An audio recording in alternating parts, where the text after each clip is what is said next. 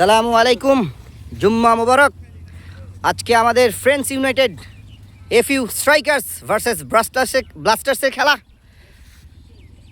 Match referee হিসাবে আছে MSK, স্ট্রাইকার্সের captain 7 নম্বর jersey পরিহিত ইয়াসির হাসান এবং ব্লাস্টার্সের ক্যাপ্টেন আমাদের পিয়াল।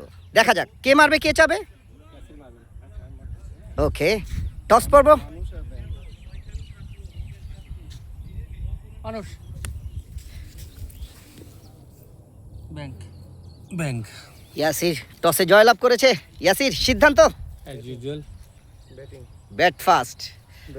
কারণ পিচের যে কন্ডিশন, এখানে বোলিং মার্কে দাঁড়ায় বল করাটা একটু টাফ।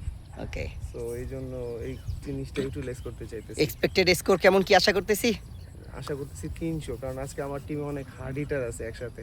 Oh my God! যদি যে কোনো দুইজন বড় রান পায়, ইনশাআল্লাহ আশা করতেছি 300 কাছাকাছি রান হবে। Okay, thank you Yasir. Piyal, toss ভাগ্য ভালো নয়, দেখা যাক। না, আমার শুরুতে বোলিং করারই ছিল, কারণ পিচ ভিজা আছে, বল প্রপারলি ব্যাটে আসার সম্ভাবনা কম, কিছুটা স্কিড করবে।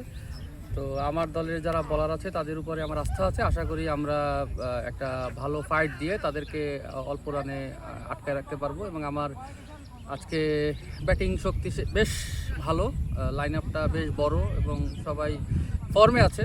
সো আশা করি যত রানই হোক না কেন আমরা খুব আর্লিয়ার এটা চেস করতে পারবো ইনশাল্লাহ। ঠিক আছে, hoping for the best. Thank you.